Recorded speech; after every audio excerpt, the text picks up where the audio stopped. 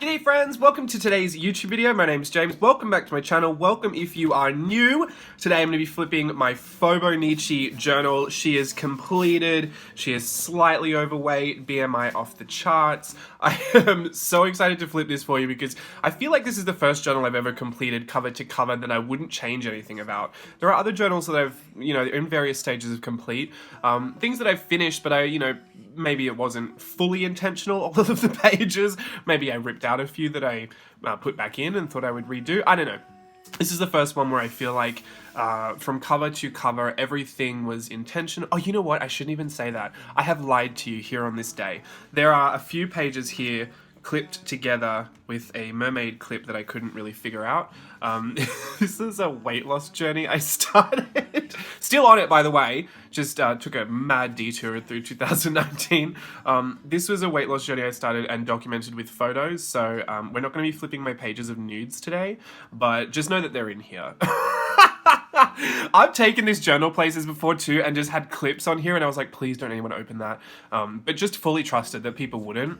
It's fine. I mean, I'm wearing underwear, but I do believe some people might have had the shock of their lives opening these pages if they got a little curious. To be honest, I probably would have gotten curious too, but especially if I said don't open it, that's the first page I'd open. But just to let you know, those I won't flip, and I'm not going to say they're unfinished pages. Maybe they're still in process, but I do consider this whole thing complete. I am not going back to it for any reason other than to look at it and admire it for the memories that it holds. So let me just flip this for you. This is going to be chatty. There is another one that I filmed that's just music only, so if you don't have enough time to watch this one, or you are sick of my voice and you literally cannot stand to hear it for 1 second longer, trust me, I understand. I'm the one that has to edit these things, so you can't imagine how over it I am. Just go click off and go watch the music only one. Honestly, I won't be offended. I'm just kind of sitting here and chatting to you today through allergies, I might add. Just caught an allergy as I turned on the camera. So I've taken my pills. Let's just let them kick in over the next few minutes, hopefully. And let's flip it. I did call this my Fauxbonichi, which stands for Fauxbonichi or Fake Hobonichi, because this was 2018. At the end of 2018, I caught the bug. I really wanted one, but I just couldn't justify jumping on that bandwagon because I knew I didn't have the time to complete it the way I wanted to. And I just thought, well, with those dated pages, I'm going to be fall behind and I'll be really upset and I won't be able to catch up. So I thought, let me do something undated. I had a whole box of MD Paper journals, this A5 size in the MD Paper 10th anniversary collection. So I thought, let me just pull one of these out. One that I probably wouldn't gravitate towards is like a sketchbook or, something more practical. So I chose one that had a grid, but it also had margins. You'll see here. See, it's got this margin on the side and on the bottom, the footer and the right-hand margin. This, I believe, was to do technical drawings and to annotate your technical drawings. Obviously, I never used it like that. I kind of just used it as a journal because A5 is my Goldilocks size, so I thought this would work. The Hobonichi I would have purchased would have been an A5 size. Originally, I said to myself, if I can do this and commit to it, I'll deserve the Hobonichi. I know I go through these things in my head. Honestly, I've tried to address it. It's just not going to happen soon. I do have a bit of a value and worth problem. I have to deserve something or earn it, which, isn't a bad thing. But also, I could have just done it. But I wanted to make sure I could commit to it because it's a waste of money. How many times have we bought stuff that we just thought, oh, I didn't end up using it, but I just fell onto a bandwagon. So I was trying to be a little bit more, I was trying to handle myself a little better. So I decided to try this first, and then in trying it, I actually found that there was no reason to buy the real Hobonichi because I was doing it in here. There's just going to be a difference of how the pages looked and the paper type. Honestly, I do think this worked out better than the Hobonichi because I have since been gifted two Hobonichi Cousin Avex by Mama Llama. Thank you so much. We had this back and forth where I was like, oh, I don't need anything else, but thank you so much. And she's like, well, I haven't really put them to much use. There's pretty blank. You might enjoy using them. And I felt guilty for taking another journal on board because I don't need any at this point. But I'm also super thankful because I've already put them to great use. And having actually tried I've used to glue stuff down in them and I've just drawn over a couple bits, and I actually don't think this process would have worked in there. The paper is just slightly too thin for how I was using this. So random thing to find out all these years later, I mean, a year later. But kind of glad that I did stick with this. And also, I did get to join the Fauxbonichi bandwagon, but I did it with my 5-year journal instead. You can see as soon as I started this and I was loving it, I thought, well, this is a 5-year journal. I don't have anything like that, and I could start documenting daily, which is something I hadn't done since 2015. Even then, I did it with photos. This was going to be a bit more personal and, you know, writing. So I've found like a really great groove because of this. I will say before starting this and my 5-year, I wasn't much into documenting events as they were happening, or as Sojourner, as Rose likes to say, documenting life as it happens. I wasn't much into that. I thought I could be, but I just wasn't for some reason. I just didn't get there. I hadn't tried that at the time. Ever since I have, I've found a great passion for it because it is super revealing to document your memories, but also to document daily events. And as someone that lives a very exciting and, you know, challenging week to week, things can be super different. But even when they're not, even when they're really monotonous, it really makes you take stock of how you feel about certain parts of your routine, and I think it really highlights what you feel like you might want to change, or what you really appreciate, or that you might be even taking for granted. I know that's a big one for me. Things that in 2015 I would have been desperate for, like desperate to sell more products on Etsy, and things that I might document now, like, ugh, Etsy shipping again. It's like, it really puts that into perspective and into focus, and I really like to be reminded of those things that I should not be taking for granted. It is a blessing to have too much Etsy shipping to do, because it means that you're selling well, which is something that I had wished for years ago. So why would I be unwishing for it now? You know what I mean? Really interesting stuff. We don't need to go into why people journal today. You know I love to talk about the topic, but it's probably not for this video. Let's flip this journal. A5, my Goldilocks size. We've already talked about the thing. This is December I started, December 3, and I finished this just after Christmas. So this was pretty much all 2019, but just this little part of 2018, just December. I started with doing Copic drawings, really meticulously laid out spreads. This is a journal of also experimenting with spreads and layout styles, which I really love, and I'm going to continue to do, because I think that was probably a lot of the fun that I had doing this. It was a challenge in spatial awareness and decorative abilities. How much is too much? You'll see a few pages are a bit too much, but all a learning process, to be honest. And anything I was having great fun with, I did manage to translate that into either products to share with everyone, or tutorials to share with everyone. So it's always a great thing to really dive into your own creative frenzies and give those things time to I don't know, to grow, so that you can give those away. This was a great thing for that. Lots of photos of cats, obviously. Because I was doing Copic, I need to speed this up. We're going to be here for 50 years. And I know some of you are like, no, please don't speed it up. I will. I'm not going to get carried away. I say that. Look at the time at the bottom of the screen right now and laugh at me if it's anything longer than 30 minutes. Because that's all I said I would do. 30 minutes, what are we at now? 8? Oh, okay, great. This is over for everybody. 1 page, 8 minutes. The first thing I was doing was Copic marker drawings. I've stamped these illustrations out, but some of them I just drew. And the reason I had to glue the pages together was because it was obviously Copic goes through everything. It was ghosting so badly and bleeding so badly that I glued the pages together so that I could work on a fresh spread that wasn't, didn't have all that bleed through on it. And because I did that, I thought it actually, it didn't make the paper super thick. It was actually a nice weight. And knowing how many things I would end up documenting in here, and the urge I would have to add stickers and photos and tip-ins and pop-outs and envelopes and cards, I thought, you know what, let's just glue every other page together. That way I won't have to worry about the mediums that I use. I can use anything in here, and it will also reduce the bulk of the book, because if I had stopped here, this would be half of the book. And you can imagine this times 2 puts such a heavy stress on this binding. You can already see it's kind of stressed a little bit. So even though some people were very mad at me for gluing those pages together, I stand by it. I said what I said. I meant what I meant. No, I understand. It did seem very wasteful, but I will say for all intents and purposes, it did serve a function. So I'm not mad about it. I'm sorry if you were mad about it and still are mad about it, but we're here now, and I'm still doing it, so we're just going to have to move on with that, I think. Cancel me today, queens. All right, so this is another spread where I started to practice with watercolor. I was very quickly moving in and out of styles. This, I thought like, oh, this is great. This will be my Fauxbonichi style. So let's do this for week 2. And I thought, you know what? Me being me, it had a 2-week lifespan. Let's move on. So then we got into crazy hectic, add everything you can add, fill every bit of negative space with a sticker or a doodle. And I really liked that too, actually. There was nothing wrong with that. It's so funny to look back at these because some of these memories seem super long ago, but they're not. Obviously, Moira Rose, this is just... I need this image in every one of my journals. Anyway, the next thing we're at is a lot of a lighter spread. I actually took some more vintage style with this one and used the see-throughness, the transparency, I should say, of this little vintage glassine envelope and put this picture behind here. Did a little candle drawing. I really like this. I actually really like all this delicate line work. It's funny to see some of these spreads because this is obviously I had all the time in the world for this, and then you can see the spreads where, especially like when we had just moved apartments, you can see that the writing is just everywhere. There's a picture on the side. And that's not to say I had to do it. I wanted to do it, but even when I don't have any time, like I still want to decorate in some capacity. So yeah, it's pretty funny to look at. This was giving me 80s, 90s vibes. I think did I just get mild liners? No, I must have had them. Or maybe I didn't.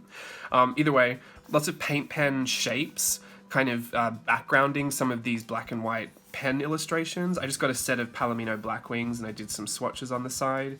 Still very in this space of let's figure out a layout and have all of the negative space filled. I will say, oh, there's nothing under here though. That's always bothered me, but it is what it is, Santa. I think this was making Creativation samples. So this wasn't even a stamp set at this point. How fun.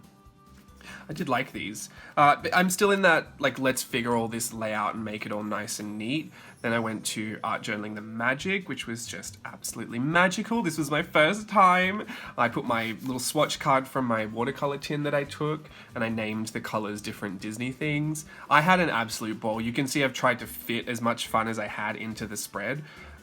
I've since been to another Art Journaling the Magic, and there is another one coming up in March. So I am completely obsessed, super #1 fangirl. But yeah, really, really great to... I shouldn't talk about the experience. Now I'm getting lost in the memories of it all. Remind myself I'm flipping the journal. Yeah, this was just adding everything I could. And it's crazy because this was when... I was doing weekly, and then there were things that would happen during a week where I would think, oh, this is too much to document, you know, within a weekly spread. Like, look how much else I want to put in here. So I thought, well, I can do weekly and events, which then kind of just became, I didn't know what I was doing. Sometimes I would do weeks, sometimes I would do 22 days in a row, and then sometimes I would do 2 sets of 1-day events. Like, it was a mess. This is Creativation, so this was a weekend. I just ended up documenting anything after the fact. I think I was really not hard and fast with the rules. The best thing about it not actually being a Fauxbonichi was that, you know, I still got to jump on the bandwagon, I still got to get my 5-year, but the pages aren't numbered, which I've always been grateful for because I don't know if I could keep up on, you know, with those dates. I know I could push forward with decorating and then kind of catch up writing wise, but it seemed a little counterintuitive to the process because I felt like I was separating parts of the process that I might want to keep together. Like, I don't mind doing a whole spread and then writing on it as soon as I'm finished with it, or I don't mind writing first and then decorating around the outside, but I don't generally just decorate pages to come back to. I mean, sometimes I do, but I find that those are the ones that stay unfinished the longest. So I would rather just complete it and then move on and have a blank slate to start with next time. Does that make sense? Because if I just had like this spread decorated but there was nothing on there, it would just kind of irk me a little bit. So that was when it just became, do whatever you want to do whenever you want to do it. Don't try and wait for the next week to document something if it happened today and there was going to be lots to talk about. Like, if it's your birthday, just document your birthday. Don't worry about fitting it into the week around your birthday and then trying to pack everything in, because there was no need either. There was no rules for it and there were no dates. So I could take up as many pages for one day as I wanted. Or I could take up as little as I wanted. And then even if I got stuck, or not even stuck, but if I got super busy, like when Patreon happens, I tend to leave this completely alone, I would come back to it like a month later and it looked like nothing had happened. Do you know what I mean? There wasn't a chunk of paper missing, missing decoration or illustration or writing or documenting for a month that would just kind of haunt me. It sounds so dramatic, but I know what I'm talking about. I know what you know. I know you know what I'm talking about. Those pages that are numbered that you miss, I know they haunt you. It's a thing. Because it's money. You spent money on it. Anyway, this is my first time at Creativation. This is giving me super nostalgia because we just came back from Creativation. If you saw that epically long feature-length film last week from Creativation, you would have seen how we did. I'm super sorry I don't think I documented it as well as I did the year before.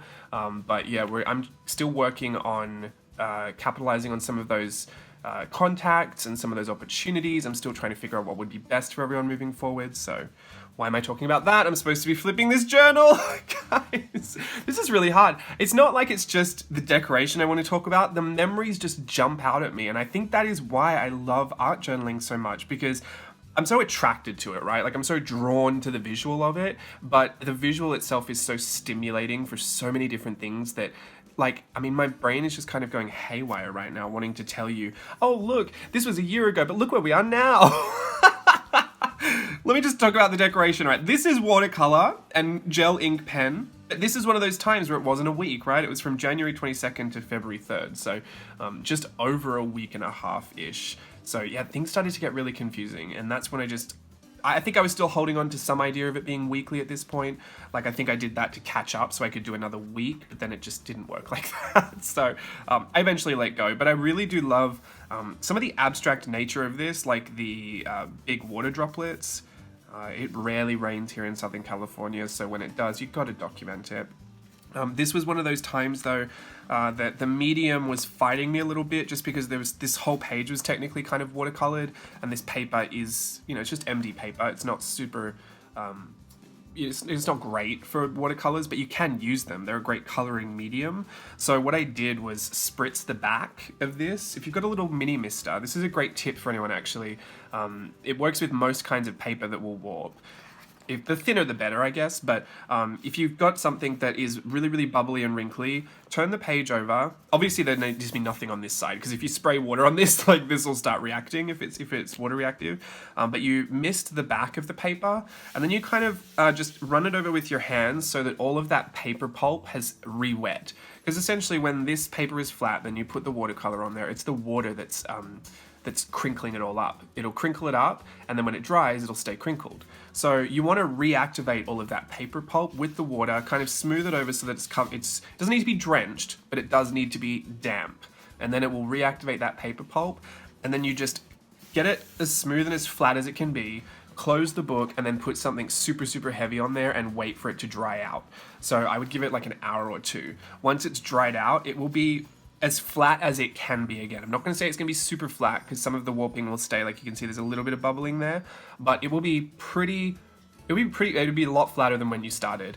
And that helped me for when I needed to glue the pages together, because I couldn't glue something super warped and wrinkly to something that was flat. It just doesn't, because then it warps the back page as well. So that's my tip for that. If you are doing something similar to this, and you'll see, like, this, I had already done these, ink pen border stuff before I did that process, so some of the water did reactivate. I'm not mad about it, but just one of those things to note. And if you do see some pages that have like watermarks around the edges, nothing happened to it. It was just me trying to smooth it out and glue it shut nice and flat. So that's kind of that process, but that does come in handy for when you're doing something like this and you're sticking the pages together.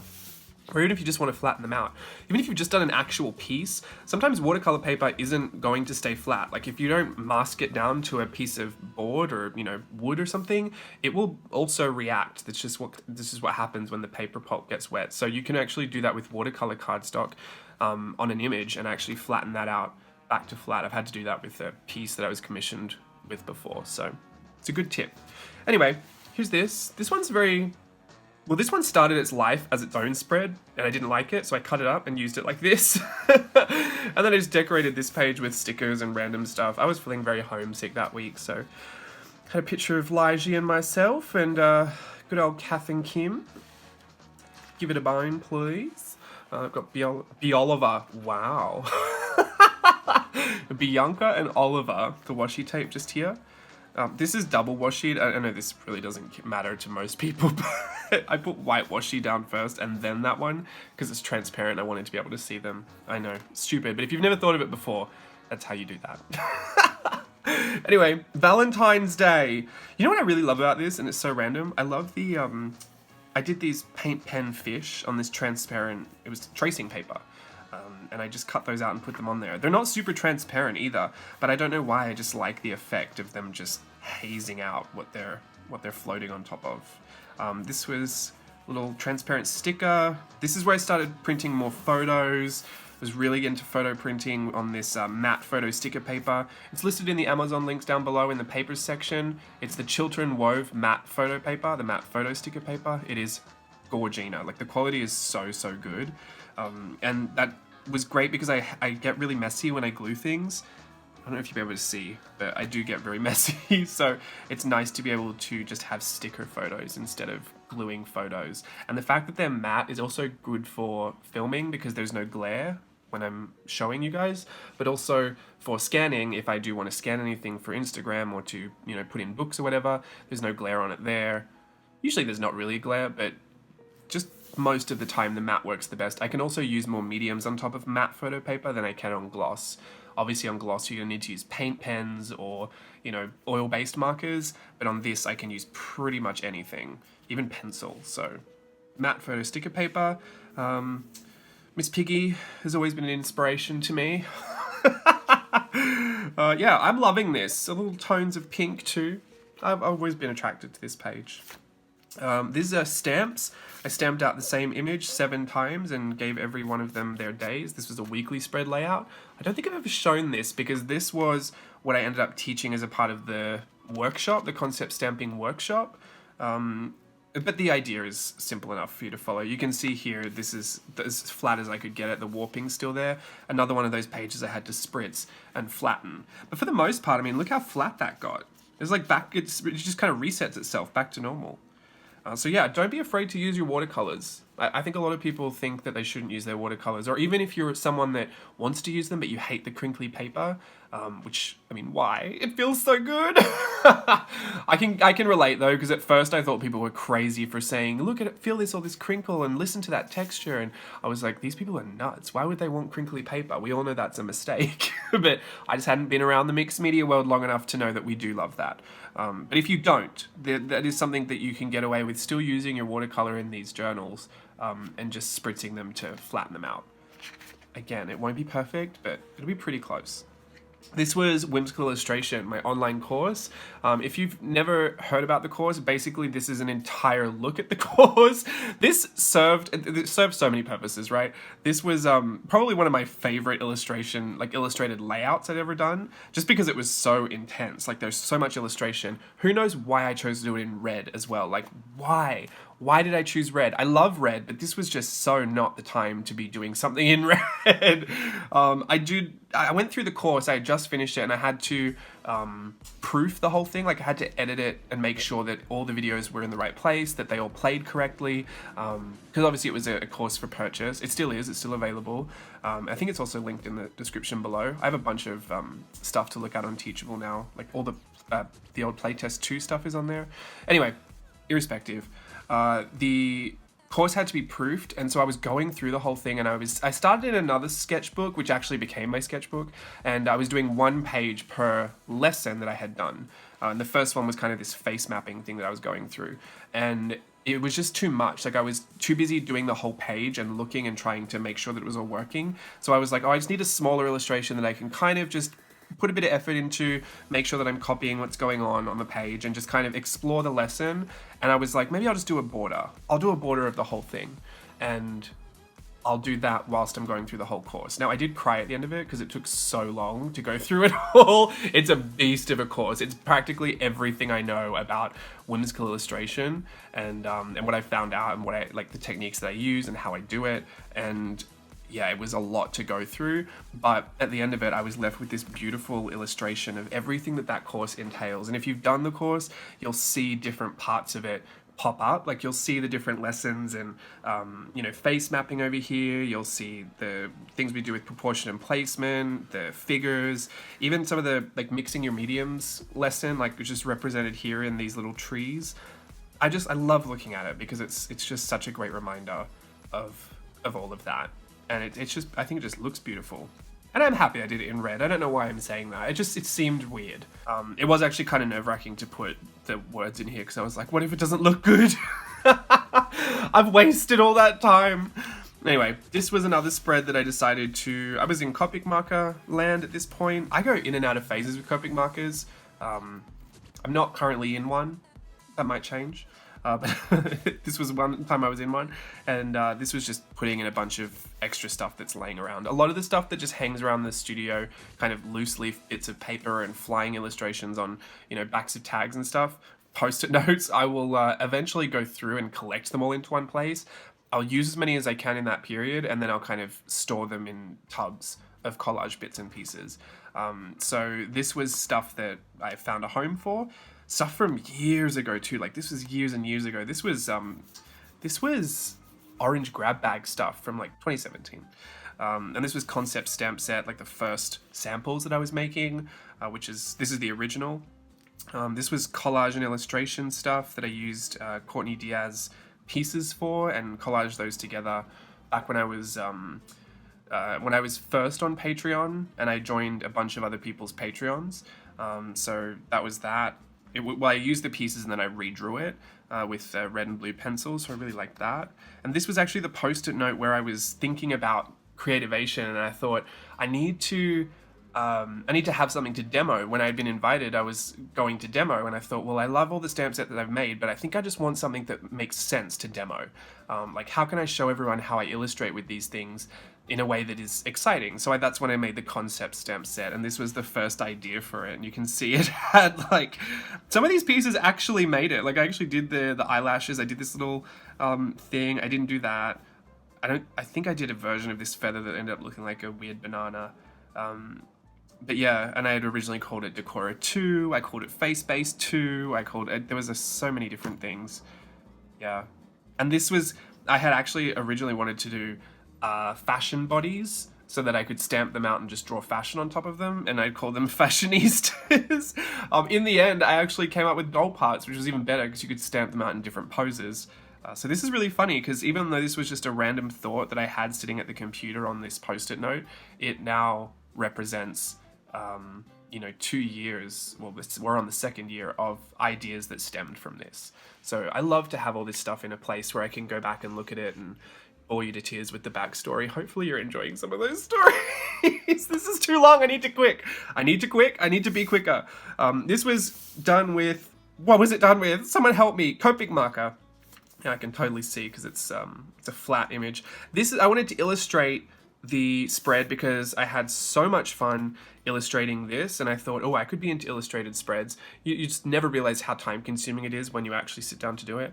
But I really do love that all of this is very representative of the things that happen at that time, and they're very stimulating images. So this is when I booked the flights to Japan. I was teaching Steve how to ship.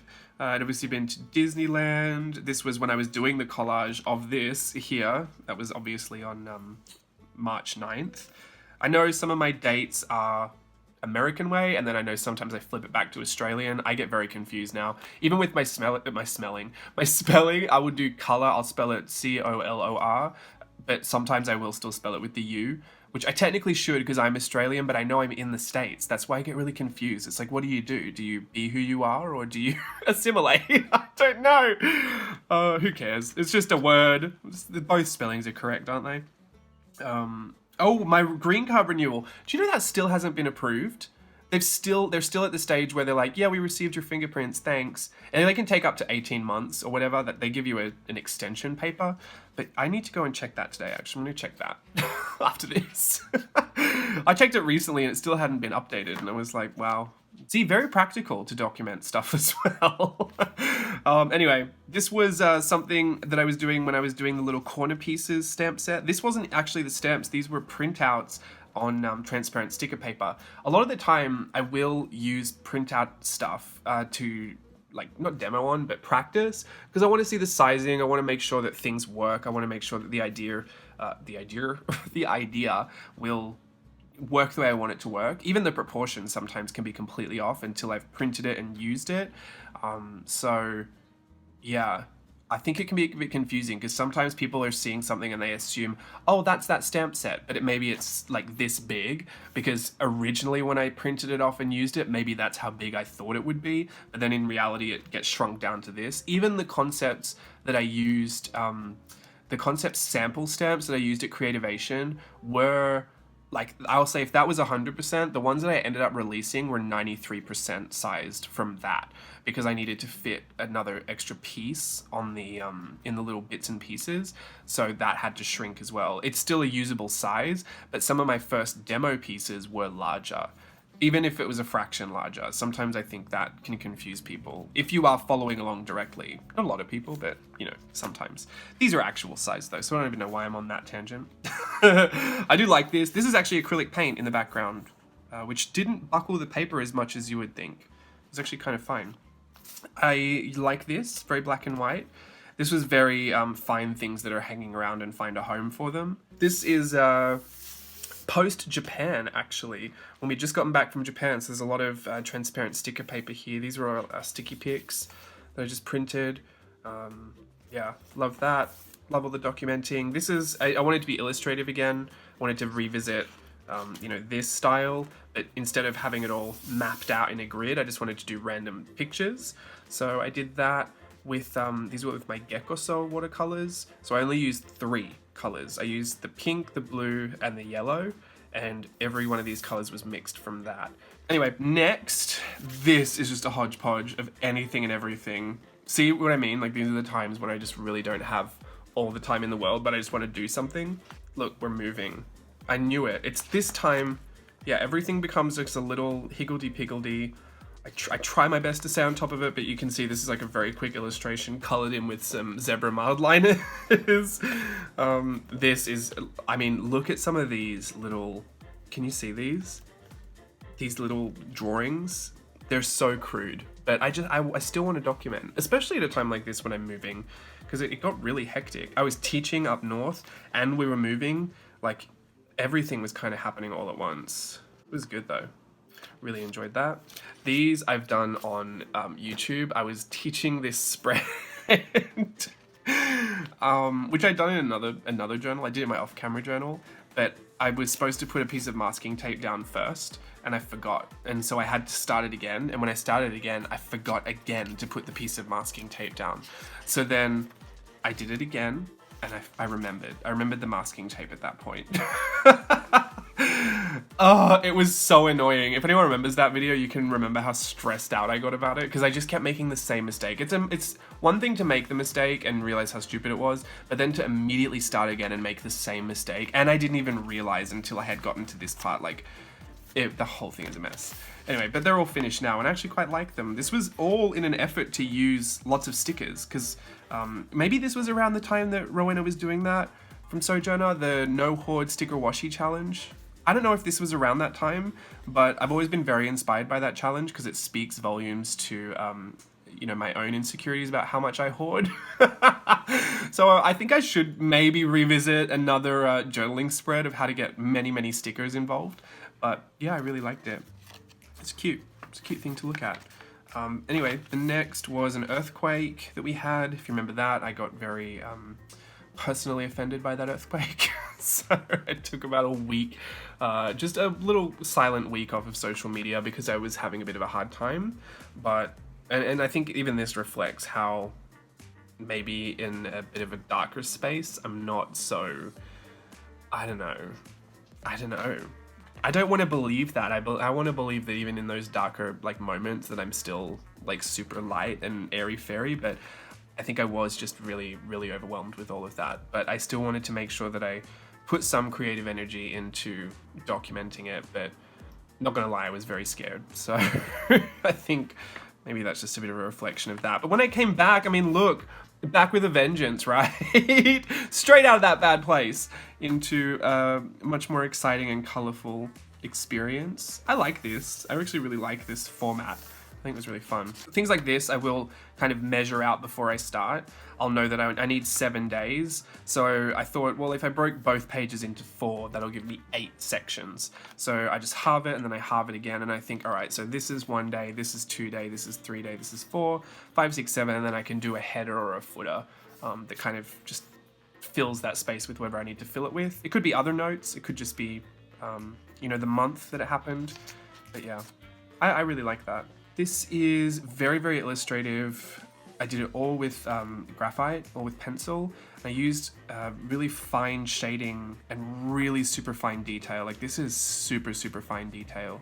I wanted to challenge myself to be much more meticulous with my illustration, because for so long I've just been doing like loose and sketchy and do whatever you want, fly by the seat of your pants, don't worry about anything. Sometimes I would get really detailed with it, like here I'd get really detailed and some of this I'd get really detailed, but you know, I used to be the kind of illustrator that would always draw very, very precise detail all the time. Like that was what I considered the mark of a good drawing, was that you could show the skill you had to, you know, have such control over your mediums.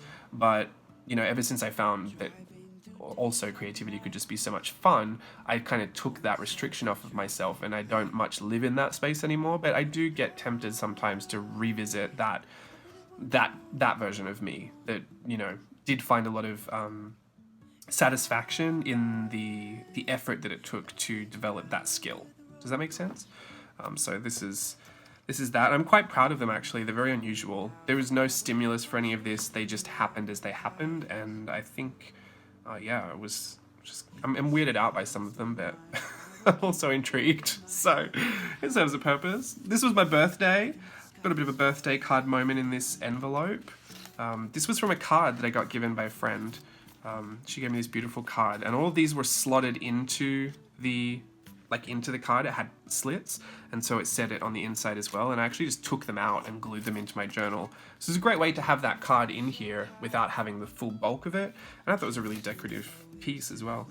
This was my watercolor palette at the time. This was the watercolor palette before for Japan. I keep these watercolor palettes now because I like to see, you know, the versions that they go through. Sometimes I date them. I'm more intentional about dating them now, so that if I ever refer to them, I'll know which period I was, you know, gravitating towards what. Oh look, the sun's creeping in. Can you see the sun creeping in on the top of my camera? I'll have to move in a second, or I'll just have to speed things up. But yeah, this was just documenting my birthday.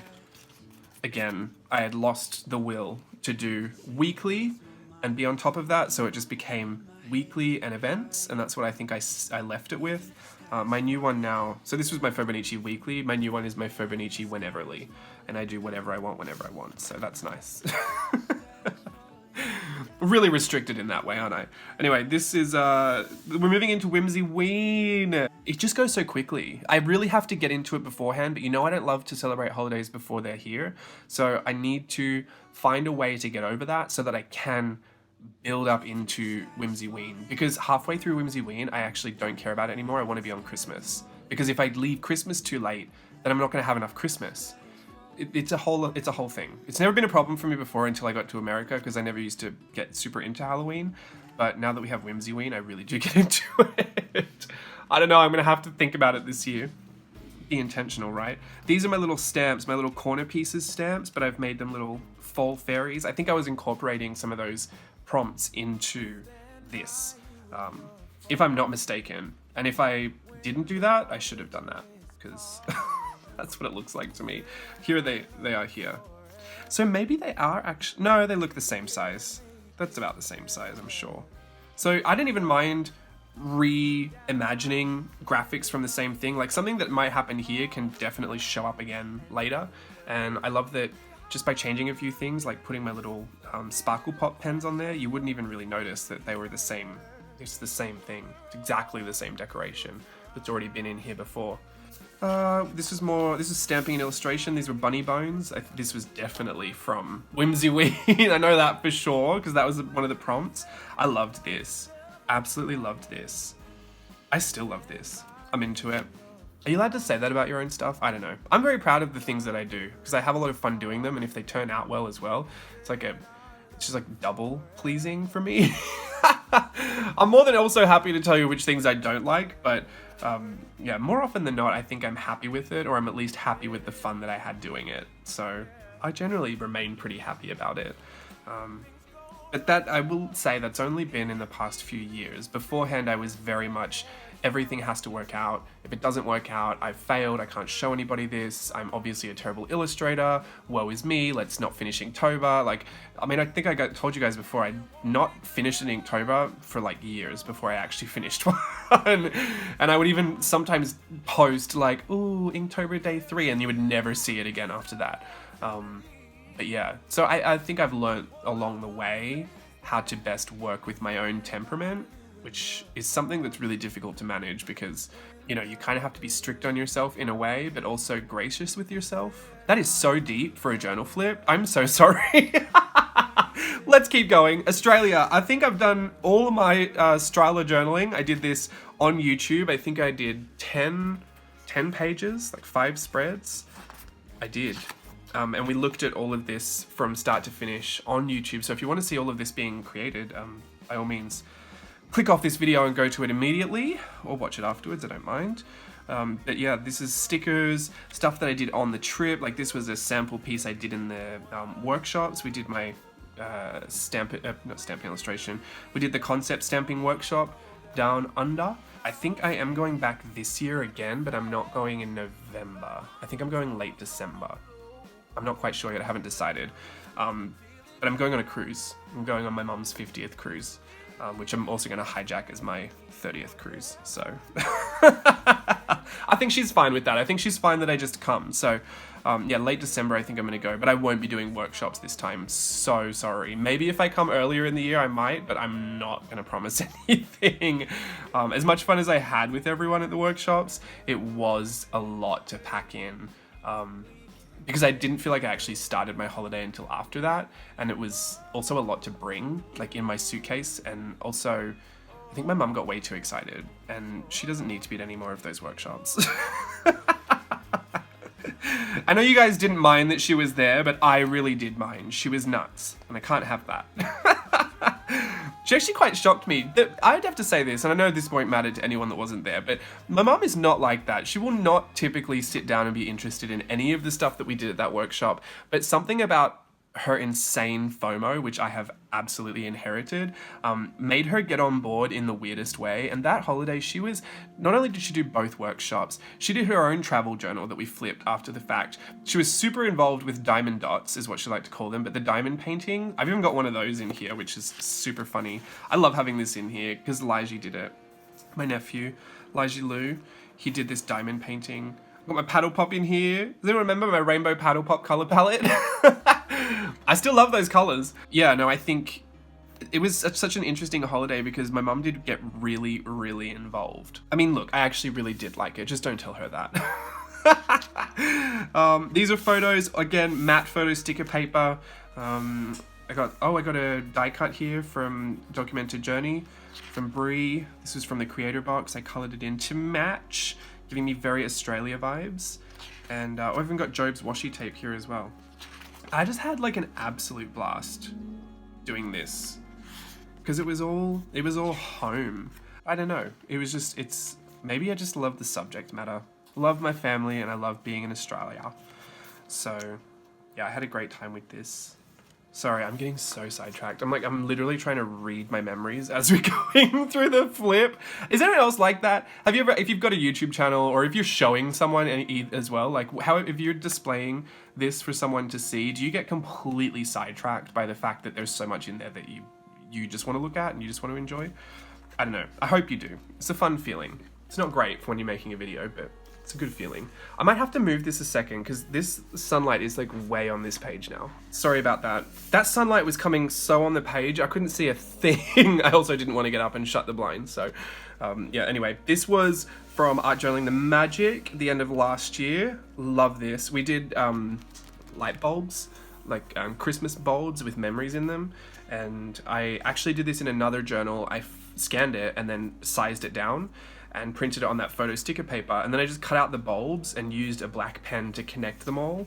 I even just drew on the little like electrical unit at the top, just to make this spread, and then I wrote words for what that memory was, because in the original spread they're just the bulbs, but I thought one day I might actually forget what those bulbs represent, so let me just write down what it was just so I knew for sure. I really like this. I think it was a great way to steal from another journal, or lift, as they say in the scrapbooking community. Scrap lifting. Is it scrap lifting? Page lifting? I think it's a scrap lifting. Correct me if I'm wrong. I know I'm wrong. I just don't know in what way I'm wrong. It's scrap lift, right? Anyway, I scrap lifted from my other journal. My journal lifted. I thieved.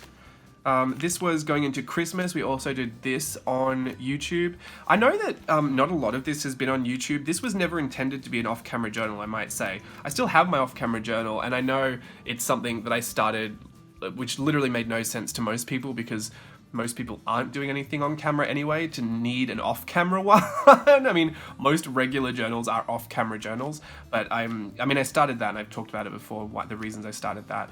This was never intended to be that. I just found myself working on this in my my me time, like my downtime. I'd always kind of give myself at night, I'd give myself an hour or something to work on my Fauxbonichi 5-year, or work on this, and just kind of play in here.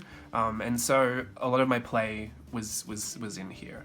And then sometimes I would like it and I would decide to show you a tutorial, like the one where I forgot to put the masking tape down, or the bunny bones one I would show you in here. Like, I'd stamped those bunny bones elsewhere and thought, oh, that'd be a good idea, but then it was in here that I decided to do it and film it for you. And then in here it was like, oh, I think I might want to do these ornamental ladies, because I have the Merry Mixed Media mini course, but I still like to do more Christmas content than that, even though it's a lot to put together a course just for free. I do that because I want to do that, and I want to give that to you, but I know not a lot of people want to be a part of the course, or some people get curious, but they think you have to pay, and it just gets confusing. So I make sure that there's still at least content on YouTube that is Christmas related, so that people don't miss it there either. Even though there is still that full course, but like, not everyone joins and not everyone wants to do a course. They just want content to watch. So this was, that's kind of my answer to this sometimes as well. But yeah, I thought this would be a great one to do. So we did the 7 days, of a week. I thought it was a week leading up to Christmas, but I actually only got to the 22nd. I really mistimed that. So it goes up, it's a week leading up to the 22nd of December, then there's a couple of days, and then it's Christmas. I don't know, my mind was elsewhere, obviously. Call it the Christmas spirit, joy of Christmas. I just get very carried away, but I actually really love these, and I'd just been gifted that gouache set. So I was playing with that and trying to get a handle on it and see how it was working, and I absolutely love it. I think it's such a great little set. They're the, what are they called? Oh no, I've forgotten. It's in a video. It's in this video, I think. I did a lot of these on Instagram Live as well, like some of the, not a lot, but I did some of them on Instagram Live. I think this one is actually still up there. I put it in the IGTV. It's in like 5 or 6 parts. What is the gouache set? It's is it? It's not. White Knights? No. Is it? I don't know. I really don't know. It's a name that's popular that I hear, and I don't have any of the other supplies from that company, I don't think. Oh, I know. It's in my Mission Magello. Yeah, it's that. I was like, no, it's in my head somewhere. It's the Mission Magello, but it's a watercolor gouache hybrid or something. I'm not quite sure exactly what it is, because I couldn't find the specific product before online. Or I found one video of someone else using it, but it's really great. It's super pigmented. Anyway, this was I left the couple of days leading up to Christmas, and I just did this, which was actually Christmas Day. So this was really nice, lots of photos. I did a couple of really crude sketches with some pen. I alternated between black and red writing with my ballpoint pen. Some random font, love that font. This was also Tombow brush markers, and you can see I was just wrapping up the year here. Just up until 31. Yeah, so New Year's Eve. And then that was it. I put a photo of Steve and I at the end, kind of walking into 2020, and that is the full flip. I hope you enjoyed that. I did put this sticker on the front just to say it's finished, because I had this in a plastic cover to keep it safe. Now it just sits up on my bookshelf and I can pull it down whenever I want to have a look. I put this inside here as well. It's the Library of Yas.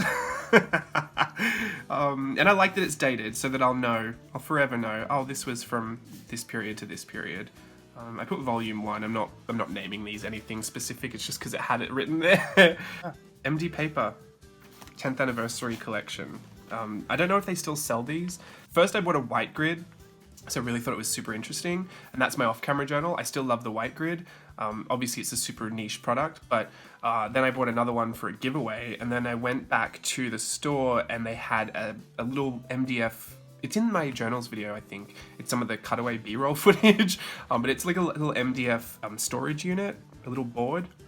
Not a board, it's a little storage unit, but it's got 10 of the journals lined up like that, like its own little library, and it had another white grid and then obviously 9 other versions of notebooks. So I used the large grid for my sketchbook, I've used this grid and margin for my Fauxbonichi, now I'm using the dot grid for my new Fauxbonichi, which is right here. I'll give you a little sneak peek. These are all illustrations that need to be homed. This is my new one. So this was the cover that the old one was in. This is kind of how they start out, super thin. Obviously, they do bulk up. So I'm doing the same thing that I did with this one in gluing every other page together. I'm gonna make sure that I glue, see I leave that there? I'll glue those 2 pages together. I might have to spritz and flatten this one as well because it's watercolor. But I've only done 2 pages so far. I've done this spread, which I've just kind of done the border of, and then this one I was doing something specific because I'm putting this little guy here. I thought he was cute. And yeah, I was playing with Crayola products on this. What is this craft card stock called? This is a American Crafts, but I got this years ago. It's a black cardstock, but it's got this really fun kind of canvasy texture. And yeah, some illustrations. This was a sample piece from Creativation. This is from my new concept stamp set, the profile head. This is actually the head. It's not, this is me decorating it. It's actually a lot more simple than that. But I have new stamp sets coming out. Super excited for those. That's also what I'm supposed to be working on today. But I've got to get these videos finished as well. So let me not talk your ear off anymore. I'll just say I loved this Fauxbonichi so much that I decided to keep going with it. And you can see now I'm doing it in a dot grid. This dot grid goes over the full pages. It's like a kind of a sepia color. Sepia? It's that color, brown, all across the page. And I really like the dot grid as well. I like any kind of grid or anything. I don't mind that it shows up, even if I illustrate over the top of it, because I'm not precious with, making sure that, like if I really wanted to take out all those dots, I guess I could, but why would I? If I was scanning it for something. Usually if I want to do something very intentional, I will just redo it without all the dots. Or I would just use the dots. The dots could just be a feature. But it's never really been a problem. I think what I like about it is that I don't love to measure. Like I don't want to get a ruler out all the time and measure things. Especially, I think I showed you in here where after that earthquake spread, going into this where I wanted to section off the pages. I mean, I don't need to get a ruler. I can just count down the boxes, how many, So if I'm out and about, I'm at a cafe and I want to do something like this, but I need to know that, there's a bit of spatial awareness going on for what I might end up wanting to do. I can just count down like 10 boxes, there you go, that's one section, 10 boxes, there's another section. And the same thing happens with this grid. And because it goes all the way to the edge, I can use, because this margin never had any grid lines in it, but you could kind of see behind it, and that grid matched up to the grid in front of it. Because these are super well made, so everything does line up. So sometimes I would still use that, because my writing can have a serial killer slant to it. So I do kind of like these guides for that. Yeah, I will say, to people have asked, like, why don't you just use a blank notebook? I just actually prefer to have some of these guidelines, these kind of guided grids, just for layouts and just for styles that I might want to try, because I don't consider what I'm doing, I don't think there's a need for it to be perfectly executed with like no grid lines and it can be what it is, right? And I think for the sake of learning, it's like when I say if you're going to practice illustrating, it might be really beneficial for people to grab the MD paper notebook with the large grid. I have that here. I'll just grab it for you. Here it is here. This is the large grid, and I think this is an example of it here. maybe it's not the best example, but if you've got the grid here, it's really easy for you to match up side to side and get that symmetry if that's something you want, which is kind of important to note when you are learning how to draw. Also, it's fun just to fit things into spaces, and yeah, I do recommend sometimes people get these large grid notebooks for practicing illustrations, especially on faces and stuff. Like here, I used this as the center point, even though I didn't draw on the center. I kind of got the eyes in the right place, but the nose and the lips kind of went wonky. But I was able to match up things like the ears. If the ears took one square, I would know that when I drew this one, I'd have to draw this one on one square as well. So large grids are super useful for that. Obviously, once you get comfortable, there's no reason why you couldn't transfer a grid onto a piece of paper and erase it, but you know, for all intents and purposes, I don't think a lot of us are doing this for finished results every single time. If you are, I mean, might I encourage you just to like loosen up and have a bit more fun? Because I will have to say, I was you, you know, not too many years ago, where I would have considered something like this something I could never show someone, because there was nothing finished about any of them. Nothing were a finished piece. I've got an illustration down here that I thought was disgusting and hideous. Like, that's gross. I don't want anyone to see that. Like, oh, that's kind of fine, but it doesn't match that one down there, so let's get rid of that. And, well, I do like this, but her lips are off center, so someone's going to notice that. So let's, you know, if I was only going to show you what I liked, we'd be seeing that. So yeah, but if that is you, if you're someone that thinks, like, couldn't use a gridded notebook like that, because what about all my perfectly finished drawings that I'm not going to be able to use? Just use this for what it is. Like, use this for sketching, use it for practice. I know that a lot of us do carry multiple journals that are going unused, and there's no reason why you can't start one just for sketching practices. And then if you have extra pages like I do all through this, I usually just stick in random bits and pieces that don't have homes anywhere. Or sometimes I'll work through ideas. Like, these are the original Corner Pieces stamps here. These are the exact ones that I scanned into Procreate to do the digital line work for. And the reason I did them here is because I knew that they could take up this amount of boxes, and there was a grid so that when I needed this right angle, I could draw them straight onto the right angle. You know, it's not going to take you long to use a ruler and do that, obviously, but if the book is already here and it serves that purpose, I think that's why I do encourage people to use a large grid. Not really, I wouldn't recommend a small grid. I think they work, but I think a large grid is much more useful, because I don't think many people practice when they're practicing really, really small. So to have a larger grid, you're able to visualize it a lot easier. But this is an MD paper 10th anniversary journal as well in the large grid. I shouldn't have said that, because I actually don't know if they still sell these, but if you can get your hands on one, it might be worth it, especially for your practicing. Yeah. Even to section off pages. Like, these were sections that I needed for when I was just working out ideas, and I just needed to give it a space. Yeah, I can't rave enough about them. I shouldn't be talking about anything, because, to be honest, I've got much more work to do, and I've already flipped the journal. I guess I just want to have a chat to you guys, because last week's video was 300 hours long, so why not make this one 300 hours long, right? Anyway, that's not that. That's that. That's the journal we flipped today. Hope you had a great time. I'll be back with you again for another video next week, and until then, bye!